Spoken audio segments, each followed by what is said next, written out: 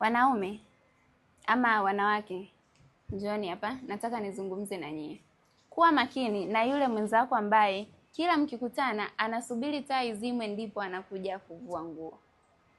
Unajua anaficha nini? Asilimia kubwa wanakuwa anaficha vipele sehemu za siri, kwa maana ya genital warts, na mtu yeyote ambaye ana vipele vya namna hii anakuwa na maambukizi ya virusi wa HPV kwa muda mrefu. Kwa hiyo usipokuwa makini kuchunguza, utakuja kuambukizwa, mwisho wa siku utakuja kutumia gharama kubwa kujitibia. Lakini endapo umeshamuona mwenzo wako anasumbuliwa na vipele vya namna hii, vizuri zaidi ukamshauri atafute matibabu ili kujiepusha wewe kupata maambukizi hayo, lakini pia kumlinda na yeye asipate saratani. Na wasaidia wanawake kuondokana na changamoto za uzazi. Lakini endapo ni wewe mwanaume ambaye unasumbuliwa na changamoto ya genital warts, usijali, suluhisho lipo. Unaweza kuchukua namba yangu ili niweze kukusaidia. Follow account hii endapo ni mara yako ya kwanza, lakini usisahau kulike na kushare na watu wengine ili na wao wajifunze.